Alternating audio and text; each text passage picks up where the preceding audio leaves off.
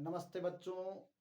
आज अपने कक्षा 10th के पहले चैप्टर के दूसरे पार्ट की बात करेंगे। पहला पार्ट हमारा हो गया था जिसमें हमने रासायनिक अभिक्रिया की परिभाषा और रासायनिक समीकरण के बारे में बच्चों पढ़ लिया था कि रासायनिक समीकरण किसे कहते हैं, रासायनिक समीकरण कितने प्रकार के होते हैं, रासायनिक समीकरण को संतुलित करने की विधि का क्या नाम है। ये बच्चों हमने पिछले वीडियो में देख लिया था। अगर आपने पिछला वीडियो नहीं देखा है तो एक बार सोडा क्लासेस के यूट्यूब चैनल पर क्लास 10th डाल करके पहले चैप्टर का पहला पार्ट देखें, उसके बाद आप दूसरा पार्ट देखना, तब आपको दूसरा पार्ट समझ में आएगा।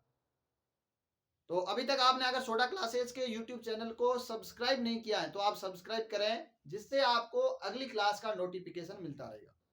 तो चलो हम शुरू करते हैं आज बच्चों अपना दूसरा पार्ट। दूसरे पार्ट के अंदर देखो, जैसे हमने पिछले पार्ट में अंतिम में हमने रासायनिक अभिक्रिया के प्रकार लिख के छोड़ दिए थे। प्रकार देखो, जैसे हमने पहला प्रकार लिखा था संयोजन अभिक्रिया या दूसरा नाम है योगात्मक अभिक्रिया। फिर देखो बच्चों दूसरी अभिक्रिया है जिसका नाम है बच्चों वियोजन या अपघटनीय अभिक्रिया। फिर तीसरी अभिक्रिया है विस्थापन अभिक्रिया। चौथी अभिक्रिया है द्विविस्थापन अभिक्रिया। पांचवी अभिक्रिया देखो बच्चों आपके सामने अपचयन अभिक्रिया।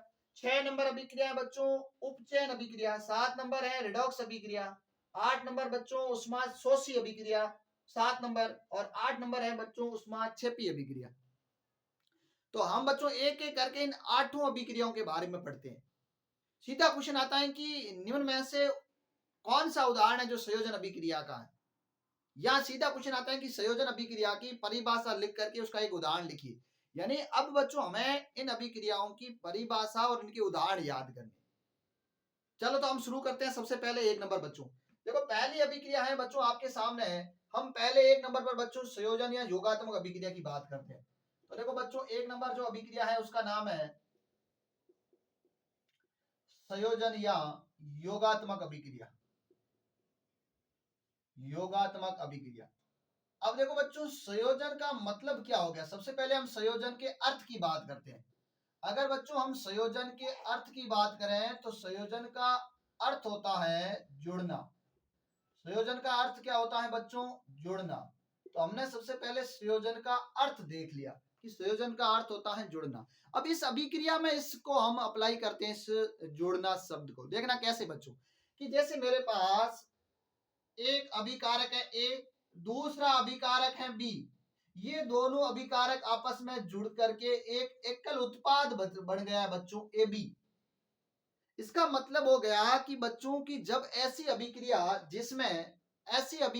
जिसमें दो या दो से अधिक अभिकारक आपस में जुड़ करके एक एकल उत्पाद बनाते हैं, उसे हम संयोजन या जोगात्मक अभिक्रिया कहते हैं। तो हम बच्चों इसकी परिभाषा की बात करें तो इसकी परिभाषा आ जाती है बच्चों। परिभाषा की बात करो तो जब दो या दो से अधिक दो या दो से अधिक दो से अधिक अभिकारक जुड़कर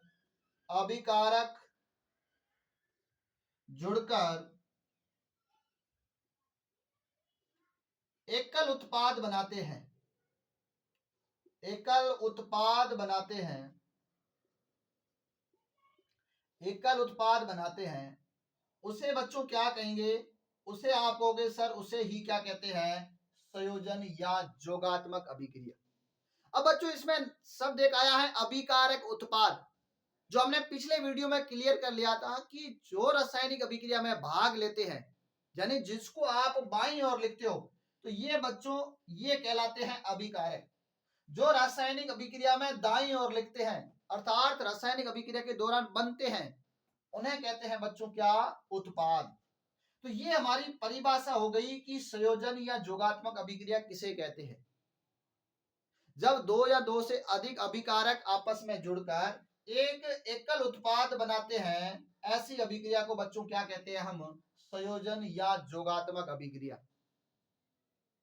जैसे उदाहरण देखते हैं बच्चों। अब आता है इसका उदाहरण। सर इसका उदाहरण देकर समझाइए। तो देखिए बच्चों आपके सामने उदाहरण है। जैसे मैंने लिख दिया C और उसके साथ O2 लिख दिया और इसकी अभिक्रिया करवा के मैंने लिख दिया CO2। तो यहां देखो दो अभिकारक है और ये दोनों अभिकारक मिलकर के एक एकल उत्पाद बन गया। तो ये बच्चों संयोजन अभिक्रिया का उदाहरण है। एक और उदाहरण देखते हैं बच्चों, देखो जैसे हमारे पास H2 है, इस H2 की अभिक्रिया करवा रहे हैं O2 से और इससे बन रहा है बच्चों H2O। तो यह भी बच्चों आपके सामने संयोजन अभिक्रिया का उदाहरण है, क्योंकि यहां भी बच्चों आप देखो आपके सामने दो अभिकारक हैं वो जुड़ रहे हैं और एकल उत्पाद बन रहा है। इसी तरह से बच्चों एक और उदाहरण की बात करते हैं संयोजन अभिक्रिया की। जैसे देखिए बच्चों अपने पास एक और उदाहरण आता है संयोजन अभिक्रिया का, हम इसको मिटा करके एक और उदाहरण की बात करते हैं।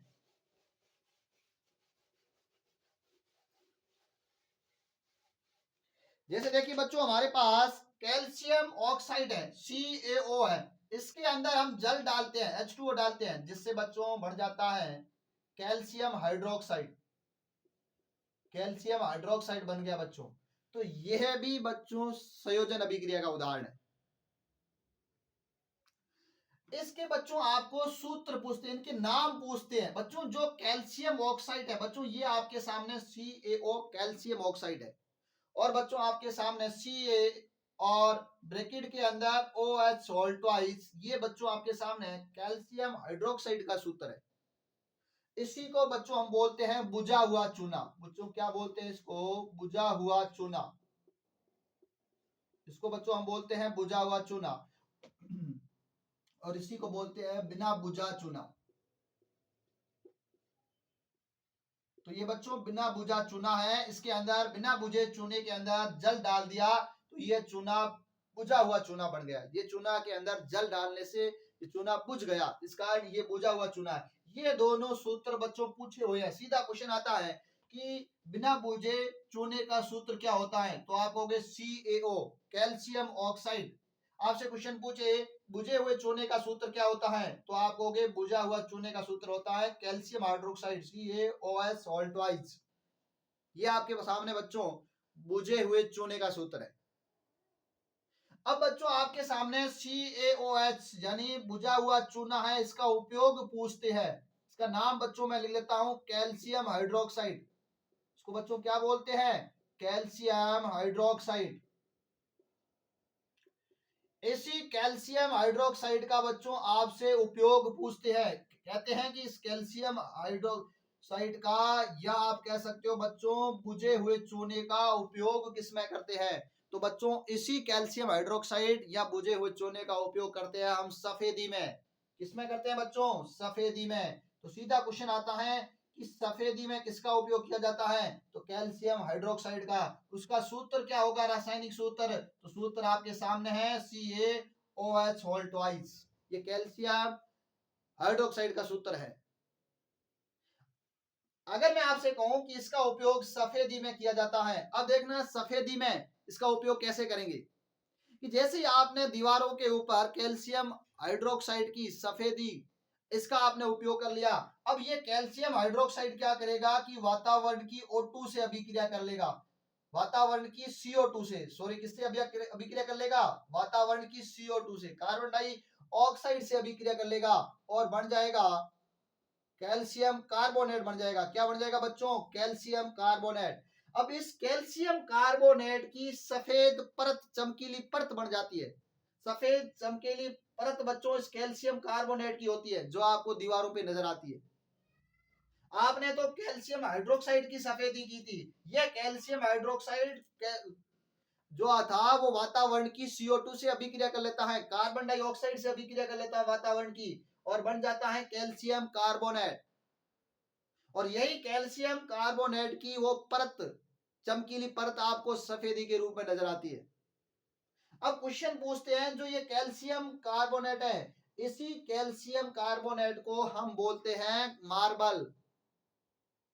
यही आपका चूना पत्थर है और इसी को हम बोलते हैं चोक, खड़िया पत्थर जो चोक है।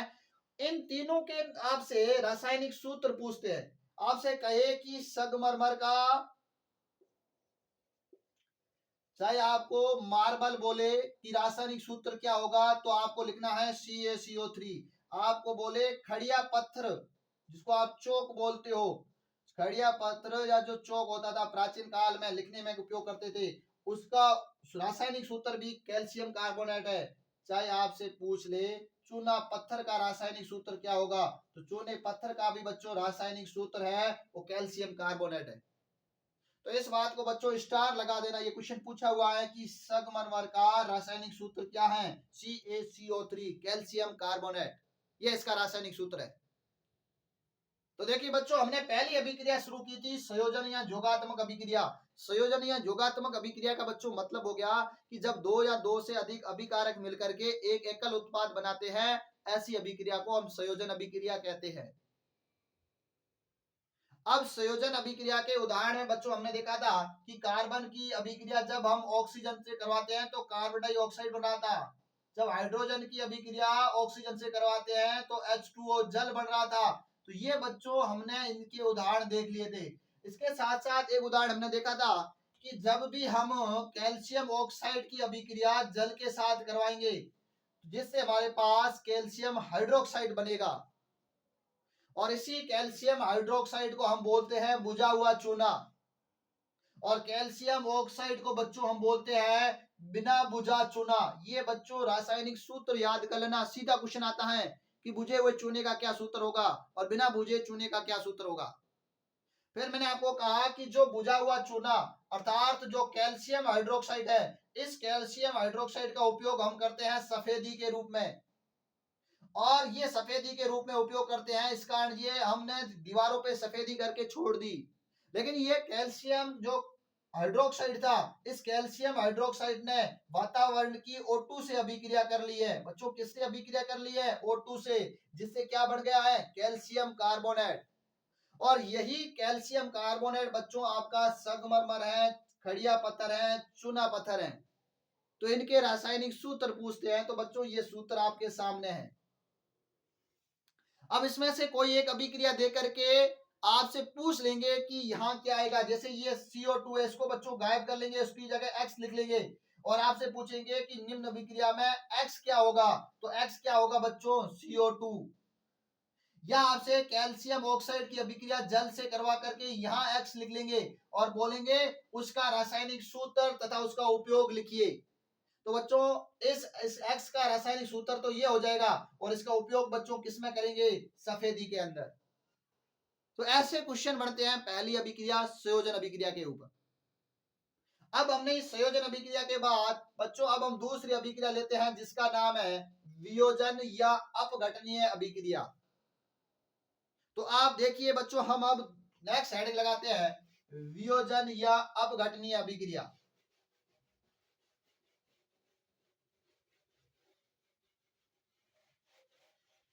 जिस तरह से हमने संयोजन अभिक्रिया देखी है बच्चों, उसी तरह से हम दूसरे 2 नंबर अभिक्रिया की बात करते हैं जिसका नाम है वियोजन अभिक्रिया। पुनः एक बार आपको कहता हूं कि अगर आपने सोडा क्लासेस के यूट्यूब चैनल को सब्सक्राइब नहीं किया है तो सब्सक्राइब करें, ताकि नेक्स्ट वीडियो है वो आपको समय समय पर मिलता रहे, ताकि आप अपनी बोर्ड क्लास की तैयारी है वो अच्छी कर सको। तो आइए हम दूसरी अभिक्रिया की बात करते हैं जिसका नाम है बच्चों वियोजन या अपघटनीय अभिक्रिया। वियोजन या जिसको आप क्या बोलोगे बच्चों? अपघटनीय अभिक्रिया। तो बच्चों जिस तरह से आपने देखा था कि संयोजन अभिक्रिया का अर्थ था जुड़ना, तो बच्चों इसी तरह से वियोजन का अर्थ होता है टूटना। वियोजन का अर्थ क्या होता है बच्चों? टूटना। यानी संयोजन अभिक्रिया की विपरीत अभिक्रिया है वियोजन। सीधा क्वेश्चन आता है कि संयोजन अभिक्रिया की विपरीत अभिक्रिया का नाम लिखिए, तो बच्चों लिखना है वियोजन या अपघटनीय अभिक्रिया। यह आपकी संयोजन अभिक्रिया की विपरीत अभिक्रिया है। उसमें आपने देखा था कि दो या दो से अधिक अभिकारक आपस में जुड़ रहे थे, एक एकल उत्पाद बन रहा था। और उसका उल्टा करेंगे यहां बच्चों एक अभिकारक होगा, वो दो या दो से अधिक उत्पाद में टूट जाएगा।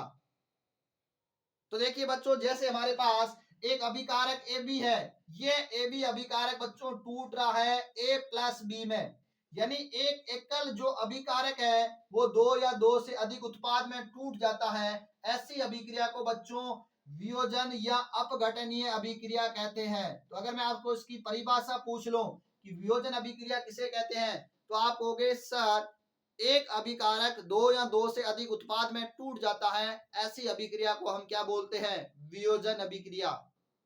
तो ये वियोजन अभिक्रिया की परिभाषा हो गई बच्चों आपके सामने कि जब एक अभिकारक दो या दो से अधिक उत्पाद में टूट जाता है उसे हम वियोजन अभिक्रिया बोलते हैं। अब बच्चों इस वियोजन अभिक्रिया के प्रकार आते हैं कि वियोजन अभिक्रिया के कौन कौन से प्रकार होते हैं। जो आप अभिकारक को तोड़ रहे हो वो किसकी सहायता से तोड़ रहे हो? आप उसको ताप दे के तोड़ रहे हो, आप उसको सूर्य के प्रकाश से तोड़ रहे हो, या उस अभिकारक को आप विद्युत के द्वारा तोड़ रहे हो। इस आधार पर इस वियोजन अभिक्रिया के तीन प्रकार हो जाता है। तापीय वियोजन, प्रकाशीय वियोजन या प्रकाश अपघटनीय अभिक्रिया या विद्युत अपघटनीय अभिक्रिया, ये तीन प्रकार हो जाते हैं। तो बच्चों नेक्स्ट हमारे पास इनके प्रकार आते हैं वियोजन के। प्रकार में पहला प्रकार होता है बच्चों तापीय वियोजन या तापीय अपघटन। ताप के द्वारा उस अभिक्रिया को हम तोड़ेंगे। बच्चों दूसरा आता है प्रकाश अपघटन अभिक्रिया या प्रकाश वियोजन अभिक्रिया, जिसमें प्रकाश देकर के हम तोड़ेंगे। और तीसरी आती है बच्चों विद्युत अपघटनीय। विद्युत अपघटनीय का मतलब हो गया बच्चों विद्युत के द्वारा हम उस अभिक्रिया को दो या दो से अधिक उत्पाद में तोड़ेंगे। तो ऐसे ये तीन प्रकार हो गए आपके पास वियोजन या अपघटन अभिक्रिया के। तो सबसे पहले आपको वियोजन का अर्थ समझ में आ गया। वियोजन का अर्थ होता है सर टूटना। इसमें एक अभिकारक होगा वो दो या दो से अधिक उत्पाद में टूटेगा। अब उसको हम तोड़ने के लिए ताप के द्वारा, प्रकाश के द्वारा या विद्युत का उपयोग करके तोड़ सकते हैं। तो इसके आधार पर ये तीन प्रकार की अभिक्रियाएं होगी, जिसमें सीधा क्वेश्चन आता है और आपसे पूछेंगे कि निम्न में से कौन सा तापीय वियोजन अभिक्रिया का उदाहरण है। तो हम सबसे पहले तापीय वियोजन अभिक्रिया का उदाहरण देखते हैं बच्चों। देखना, सबसे पहले तापीय वियोजन अभिक्रिया का उदाहरण देखते हैं, क्योंकि यहां सीधा बच्चों उदाहरण के ऊपर क्वेश्चन आता है। तापीय वियोजन, अगर तापीय वियोजन का मतलब हो गया कि ताप के द्वारा आप उसको गर्म करके ताप दे करके उसको तोड़ सकते हो, ऐसी अभिक्रिया को हम बोलते हैं तापीय वियोजन अभिक्रिया। और तापीय वियोजन अभिक्रिया का बच्चों उदाहरण है कि लेड नाइट्राइड को जब हम तापमान दे करके उसको तोड़ते हैं तो वो लेड नाइट्राइड टूट जाता है। लेड ऑक्साइड में नाइट्रोजन गैस निकलती है, ऑक्सीजन गैस उससे निकलती है। तो ये उदाहरण बच्चों तापीय वियोजन अभिक्रिया का है। तो हम लिखते हैं, देखो जैसे बच्चों, जैसे हमारे पास तापीय वियोजन का उदाहरण आता है पहला,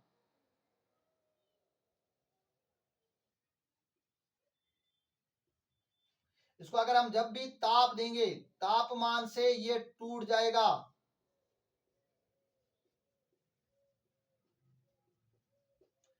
अगर हम इसको देखें बच्चों तो देखना आपके सामने जो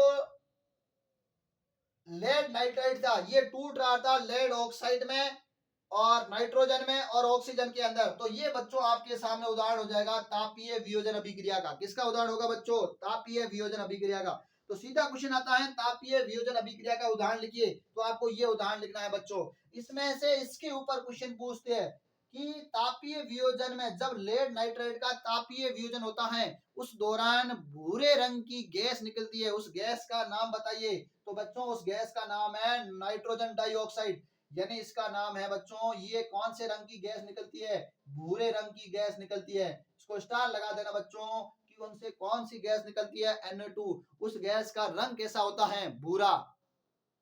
तो ये हमने लेड नाइट्राइड को हमने ताप दे करके तोड़ कर देख लिया। तो ये तापीय वियोजन का उदाहरण हो गया। अब हम देखते हैं प्रकाश अपघटनीय या प्रकाश वियोजन अभिक्रिया, यानी सूर्य के प्रकाश के द्वारा उसका अपघटन करेंगे। तो दूसरा उदाहरण, दूसरी अभिक्रिया को देखते हैं। देखना बच्चों, दूसरी उदाहरण हो जाएगा दूसरी अभिक्रिया का। इसको हम मिटाते हैं। फिर से कह रहा हूं बच्चों, इस पे क्वेश्चन आपको सीधे उदाहरण देकर पूछते हैं। तो 2 नंबर अभिक्रिया बच्चों हमारी है प्रकाश अपघटनीय अभिक्रिया। और प्रकाश अपघटनीय अभिक्रिया में बच्चों हमारे को प्रकाश के द्वारा इस अभिक्रिया का अपघटन करवाना है। तो इसमें उदाहरण आता है बच्चों सबसे पहले सिल्वर क्लोराइड का AgCl2 को बच्चों अगर हम सूर्य के प्रकाश के उपस्थिति में इसको रखेंगे तो ये टूट जाएगा। सूर्य का प्रकाश अगर हम उसको देंगे बच्चों तो ये टूट जाएगा। Ag+Cl2 में। किसमें टूट जाएगा बच्चों? Ag+Cl2 में।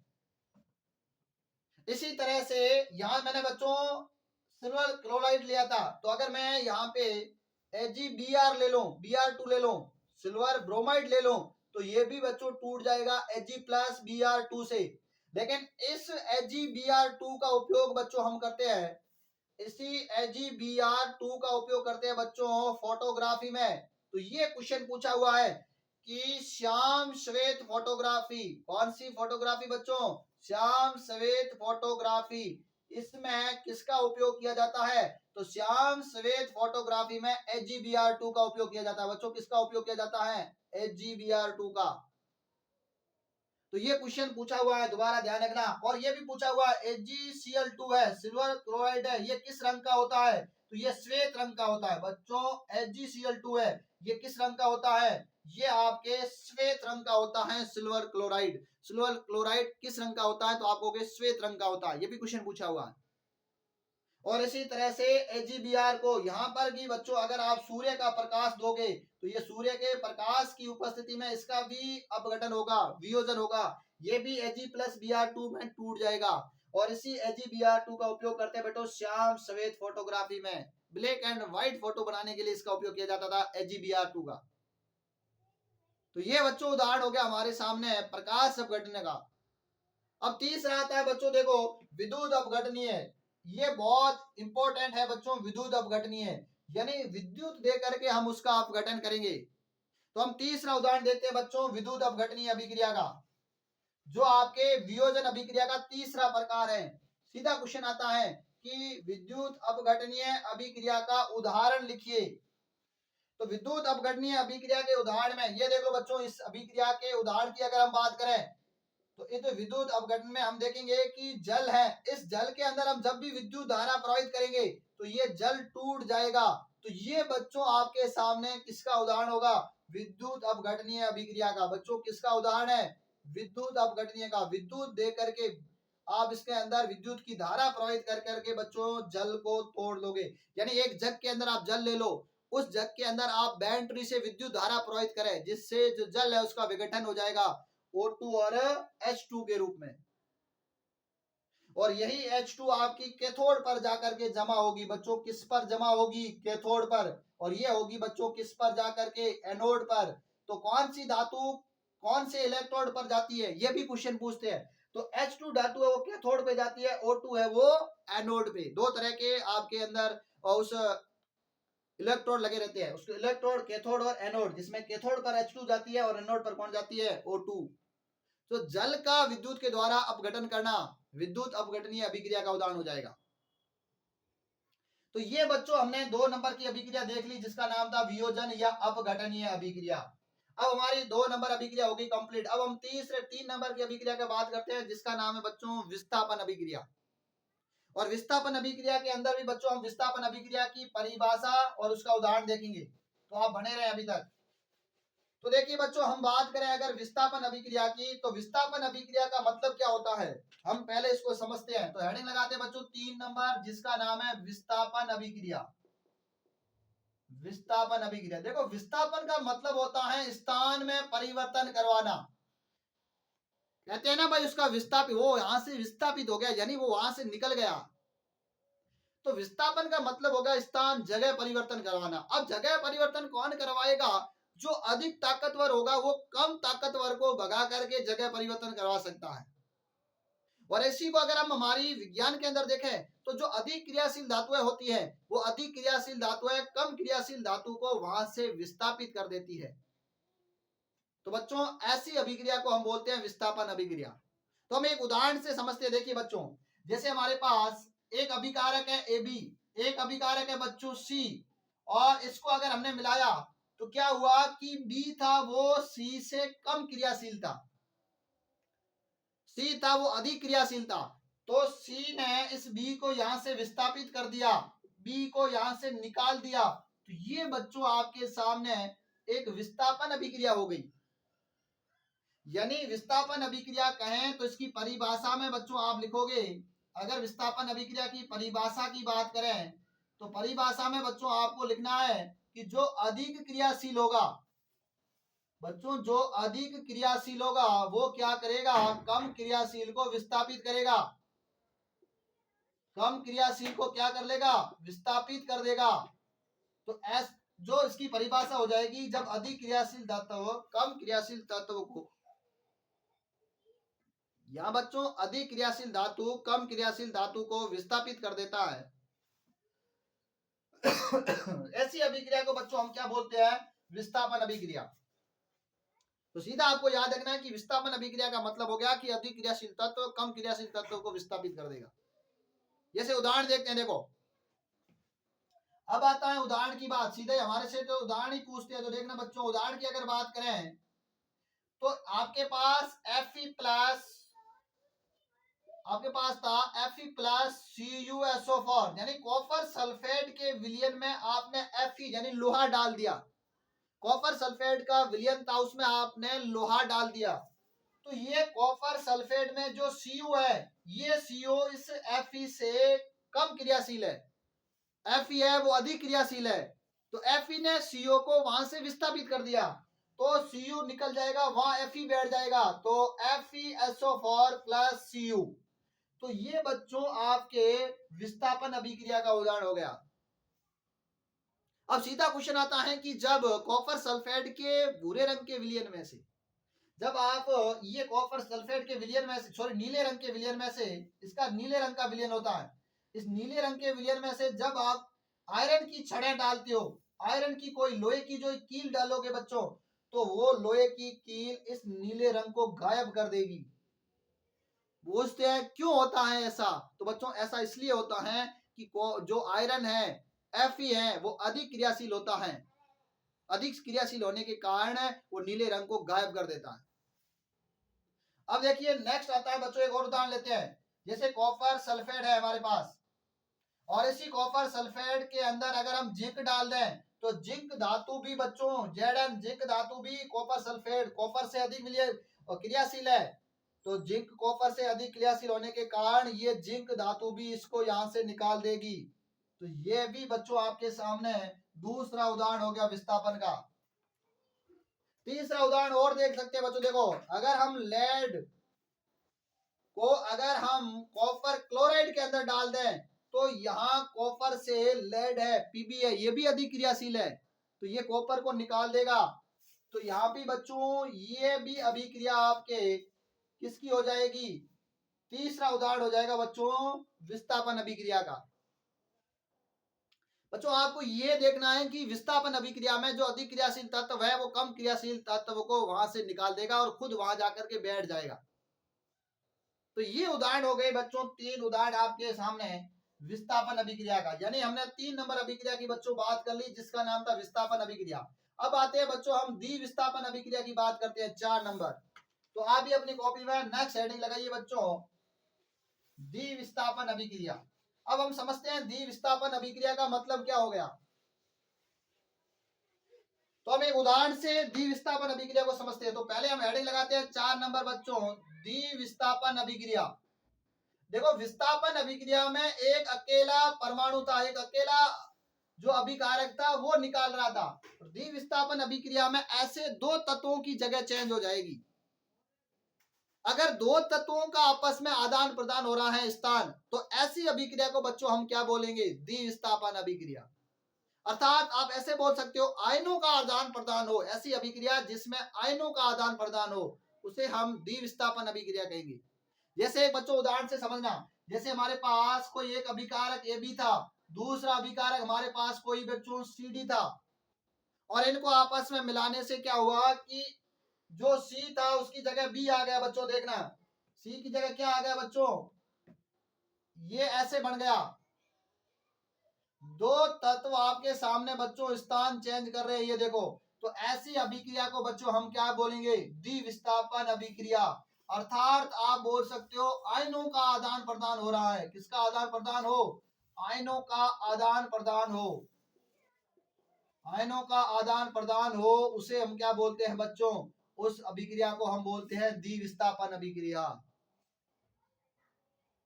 जैसे बच्चों हम सोडियम सल्फेट के विलयन में से अगर हम बेरियम क्लोराइड डालें, तो वो उदाहरण बच्चों आपके सामने द्विविस्थापन अभिक्रिया होगा। देखना कैसे बच्चों, ये देखना मेरे सामने। देखो द्विविस्थापन अभिक्रिया में हम क्या करते हैं कि सोडियम हमारे पास उदाहरण है, देखना।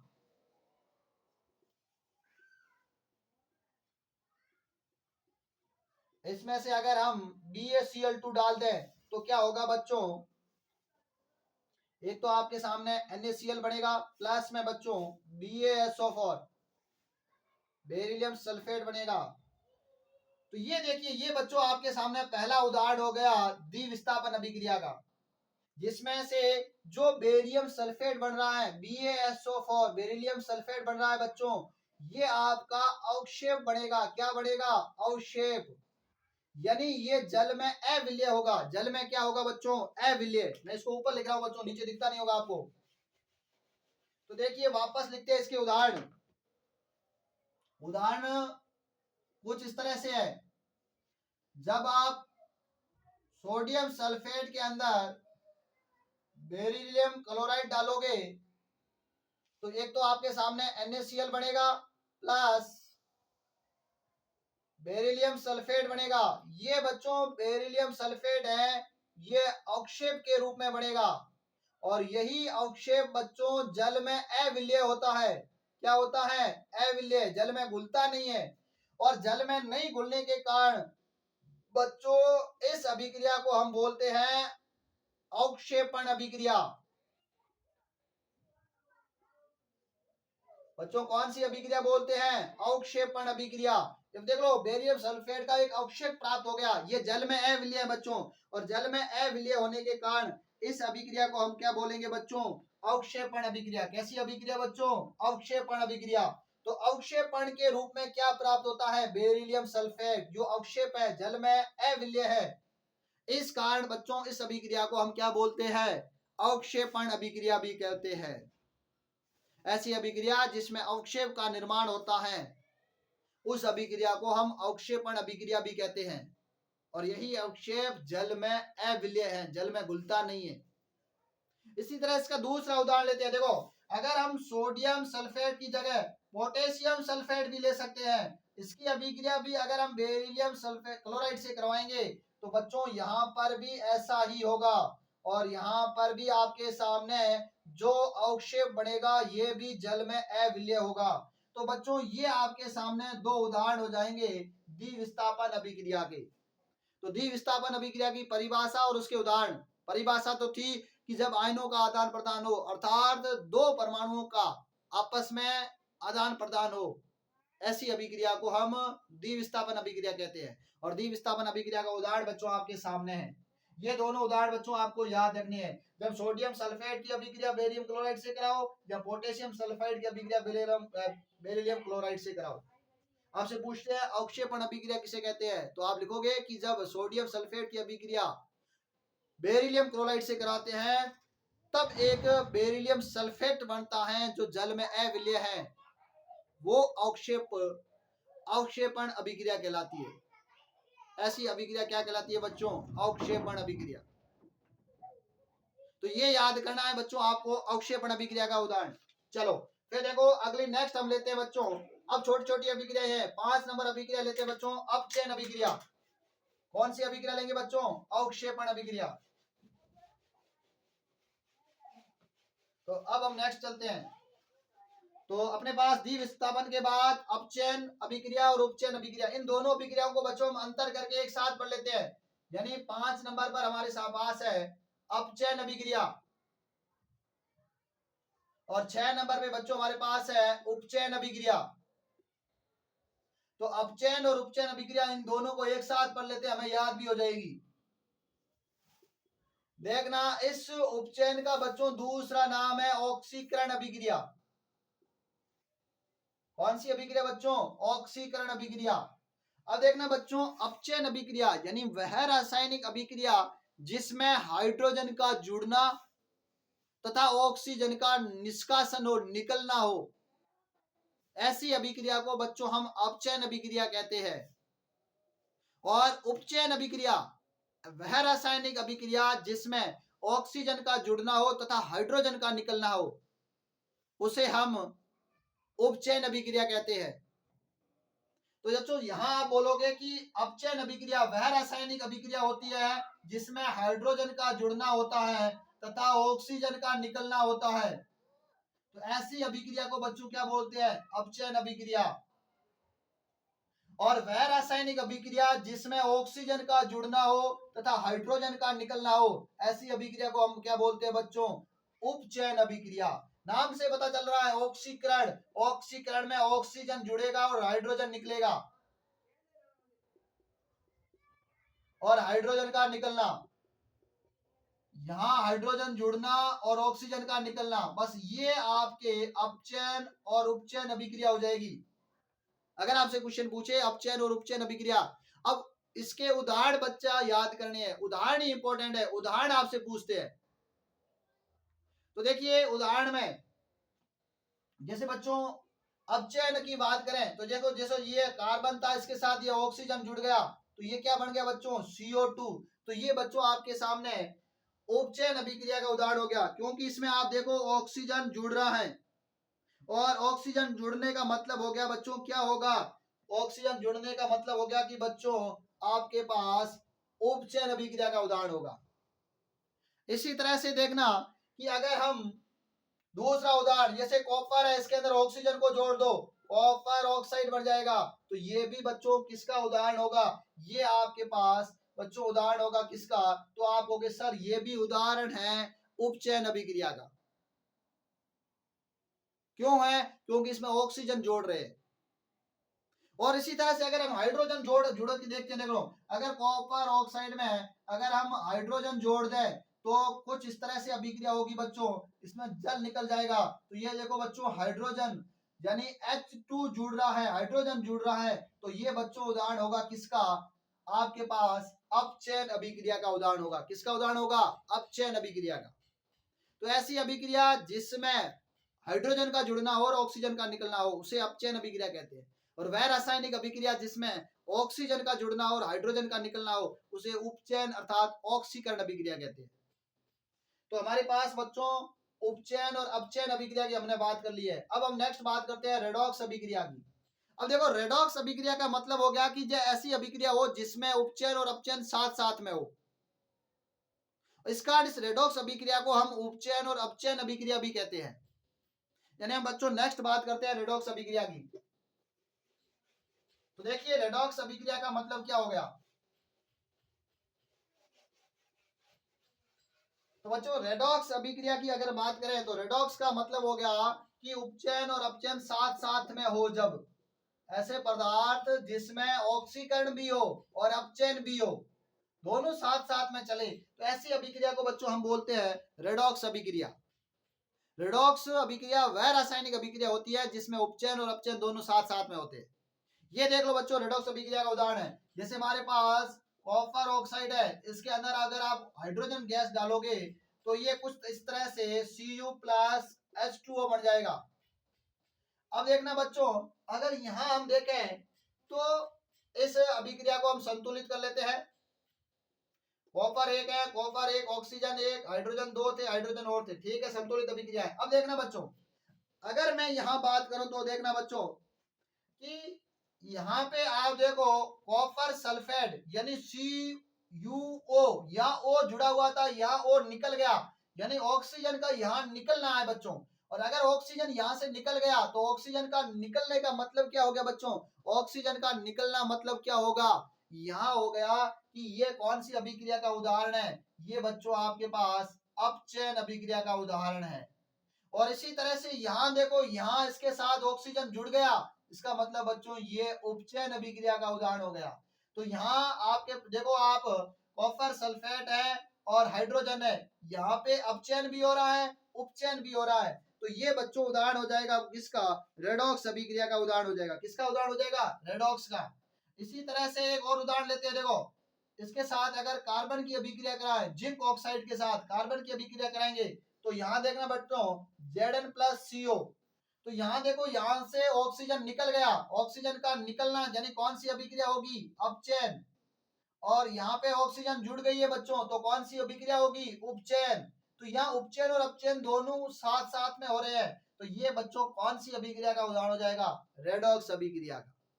तो रेडॉक्स अभिक्रिया का मतलब हो गया कि वह रासायनिक अभिक्रिया जिसमें उपचयन व अपचयन दोनों साथ साथ हो, उसे हम रेडॉक्स अभिक्रिया कहते हैं। और ये रेडॉक्स अभिक्रिया के उदाहरण हो गई। अब हम नेक्स्ट बच्चों बात करते हैं अपने ऊष्माशोषी और ऊष्माक्षेपी अभिक्रिया की। तो इन दोनों अभिक्रियाओं को भी हम अंतर करके साथ में समझ लेते हैं, हमें समझ में आ जाएगा। तो देखना ऊष्माक्षेपी और ऊष्माशोषी का मतलब क्या होता है। एक ऐसी अभिक्रिया है जिसमें उष्मा का उत्सर्जन होता है और एक ऐसी अभिक्रिया है बच्चों जिसमें उष्मा का अवशोषण होता है। तो हम बच्चों नेक्स्ट ऊष्माक्षेपी तथा ऊष्माशोषी अभिक्रिया की बात कर लेते हैं। ऊष्माक्षेपी और ऊष्माशोषी।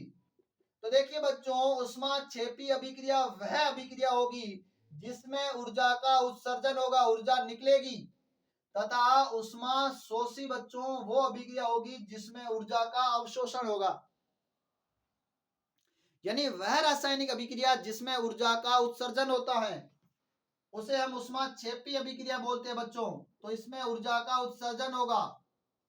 और वह रासायनिक अभिक्रिया जिसमें ऊर्जा का अवशोषण होता है उसे बच्चों हम ऊष्माशोषी अभिक्रिया बोलते हैं। तो यहाँ पे ऊर्जा का अवशोषण होगा और ऊष्माक्षेपी में ऊर्जा का उत्सर्जन होगा, यानी ऊर्जा निकलेगी, और यहाँ पे ऊर्जा का अवशोषण होगा, ऊर्जा खर्च होगी।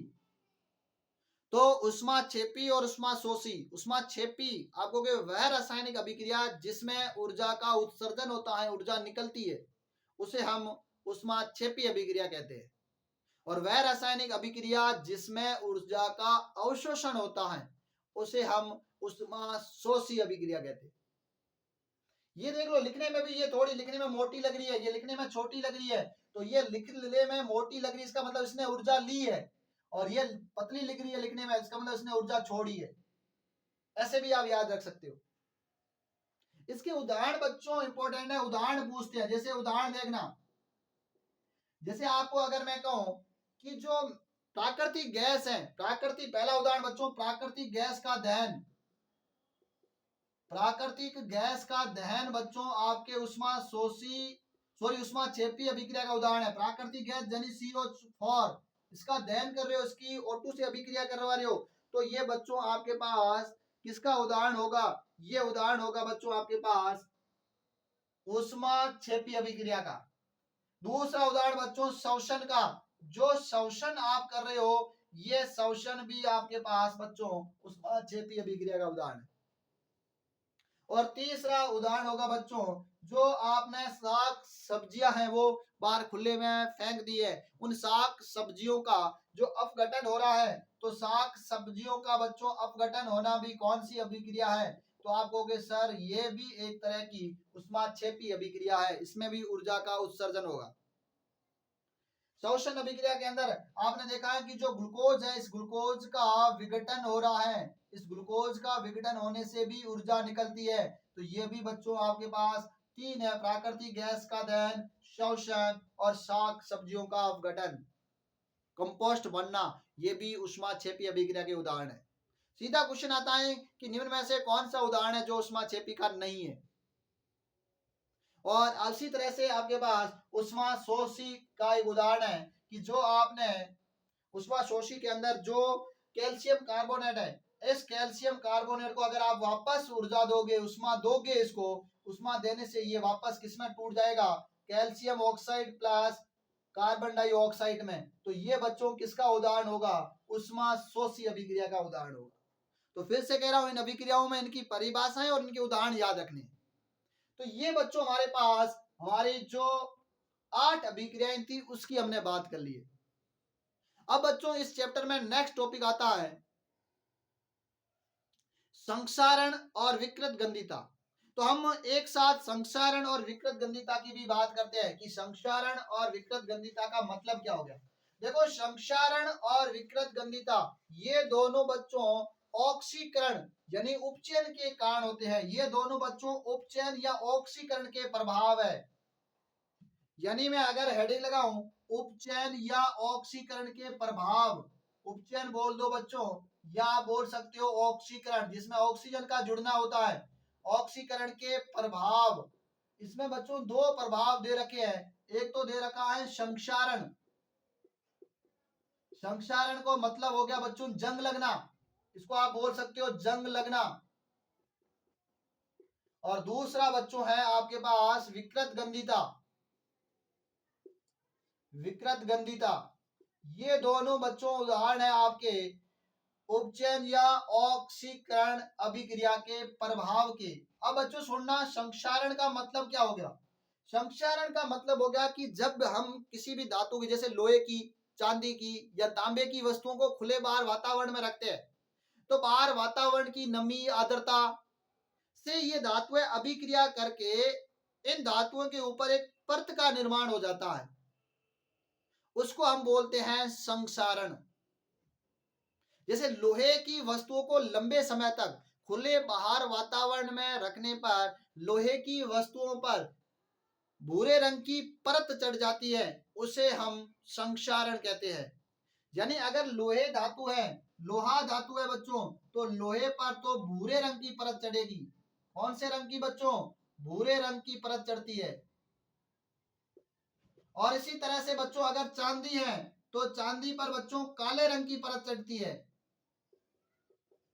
काले रंग की परत चढ़ती है। कौन से रंग की बच्चों? काले रंग की परत। और इसी तरह से अगर तांबा है, तांबे पर बच्चों हरे रंग की परत चढ़ती है, हरे रंग की परत। तो ये आपके सामने बच्चों संक्षारण अर्थात जंग लगने का मतलब हो गया कि कोई भी धातु की वस्तु को अगर खुले वातावरण में रखेंगे तो वातावरण की नमी से, आर्द्रता से, बाहर की ऑक्सीजन से वो धातुएं अभिक्रिया करके उसके ऊपर दूसरी परत चढ़ जाती है, उसे हम बोलते हैं संक्षारण अर्थात जंग लगना। जैसे पूछते हैं तो चांदी पर काले रंग की, तांबे पर हरे रंग की और लोहे पर भूरे रंग की। तो ये आपके सामने है बच्चों, लोहे पर भूरे रंग की और चांदी पर काले रंग की परत चढ़ जाती है और तांबे पर बच्चों हरे रंग की परत चढ़ जाती है। इसी तरह से बच्चों देखो विकृत गंधिता का मतलब क्या हो गया? बच्चों विकृत गंधिता का मतलब हो गया कि हमारे पास जो वसा युक्त अर्थात कोई भी तेलीय पदार्थ है, उन तेलीय पदार्थ को भी अगर हम बिना ढके बाहर वातावरण में रख दें तो बाहर वातावरण की ऑक्सीजन से ये भी ऑक्सीकृत हो जाएंगे। और ऑक्सीकृत होने से क्या होगा कि वो जो हमारे खाद्य पदार्थ है वो खराब हो जाएंगे, उनमें गंध आने लग जाएगी। उसे बच्चों हम विकृत गंधिता कहते हैं।